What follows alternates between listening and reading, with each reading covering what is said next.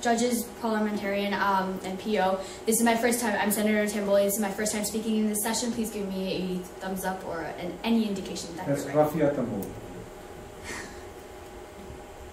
Okay.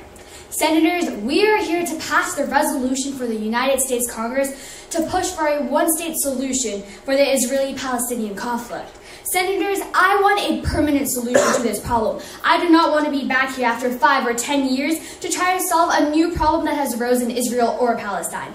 Therefore, I urge all of you fellow senators to join me in the negation of this resolution. First of all, the United States isn't too strong of a favor of Israel. According to Al Jazeera, on December 30th, the United Nations Security Council rejected a proposal put forward by the coalition of Arab states and the Palestinian Authority calling for a full and phased withdrawal of Israeli forces from all territory seized after 1967 and full Palestinian sovereignty over the West Bank and Gaza by December 31st of 2017. The resolution needed 9 votes to be passed, but garnered only 8. The United States and Australia voted against it, and 5 countries abstained. If the measure passed, the U.S. signaled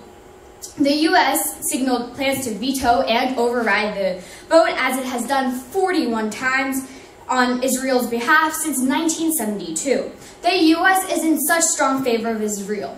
So the main problem with this resolution is not actually trying to compromise between Israel and Palestine, but in fact for the United States Congress to push for the one-state solution.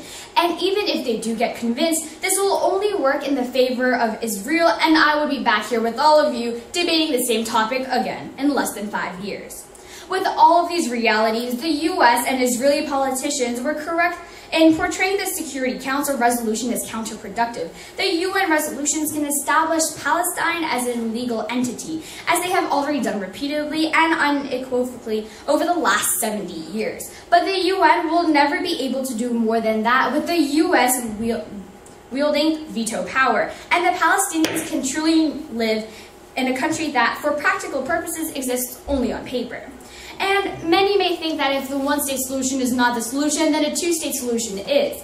But that is my second point, that the two-state solution is not the way either. This second solution is favored by most of the world, including the U.S. government. But this solution is no better than the one-state. The two-state solution envisages an independent state of Palestine along with the state of Israel, west of the Jordan River. The boundaries between the two states is still subject to dispute and negotiation, with Palestinian and Arab leaders insisting on the 1967 borders, which is not accepted by Israel. So off the bat, a problem with this solution is the state borders which neither Palestine nor Israel agree to.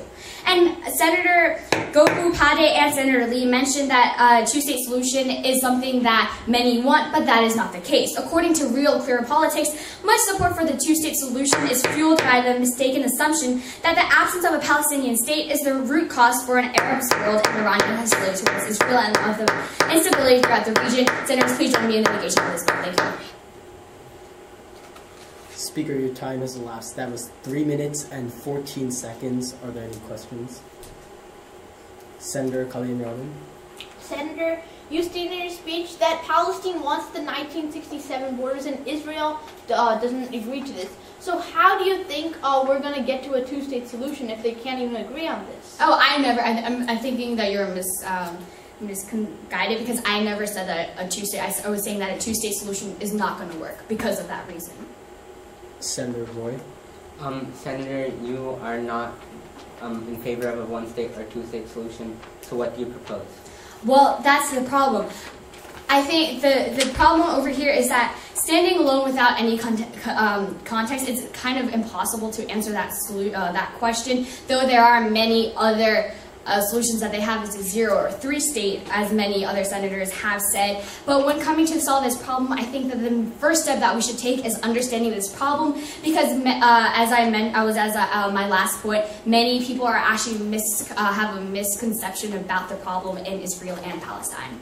Senator Khalil Rahman. So are you saying that we should just continue to let the conflicts and fights go on in Israel? No, definitely not. But what I am saying that you cannot put a wrong solution to a problem. We're trying to find, as I said, I want a permanent solution to this problem. And by putting a wrong solution, we're going to find ourselves back here in 10 or less than 10 years debating the same topic again. The time for questions has elapsed. Senator, you may be seated.